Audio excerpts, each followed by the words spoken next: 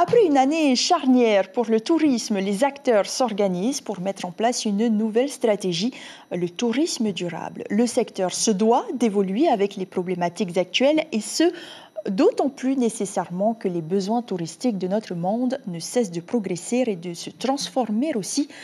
Comment atteindre cet objectif? Élément de réponse avec Caroline Fary et Hubert Liao. La destination Polynésie a le vent en poupe. En 2022, la fréquentation atteint 218 000 touristes, à peine 8% de moins qu'en 2019. Année record, avec plus de 236 000 visiteurs. Reste que des tensions persistent au niveau des hébergements hôteliers, notamment en haute saison. Nous sommes confrontés à un manque de disponibilité, en effet, dans les principales îles et de plus en plus dans les îles un peu plus éloignées, comme les îles de Mopiti ou de Reatea ou Taha et également Wainé, où de base la capacité d'hébergement est plus réduite. Il s'agit donc d'optimiser la capacité d'accueil en construisant des hôtels. Mais l'opposition systématique d'une partie de la population demeure un frein au développement. Pour Tahiti Tourisme, la solution viendra du tourisme durable.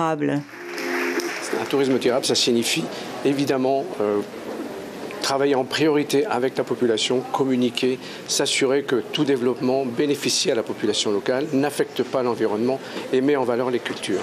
Donc à partir du moment où un projet est bien étudié, expliqué, communiqué, je ne crois pas qu'il y aura un problème au niveau de la population.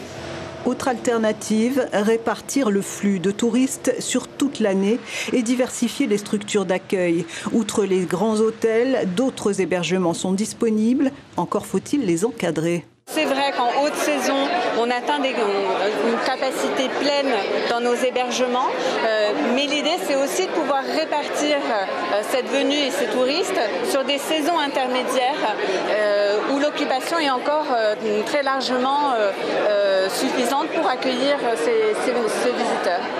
Les meublés de tourisme, les auberges de jeunesse, les campings, tous ces hébergements sont importants, mais il faut les mettre en avant.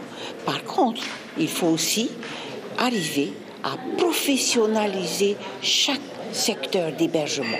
Parce qu'aujourd'hui, et je le dis, je ne veux pas me faire des amis, c'est aussi tout et n'importe quoi parfois.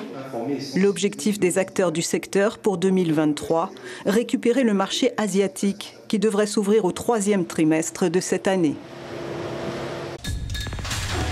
L'information en continu sur Polynésie la première, Internet et réseaux sociaux.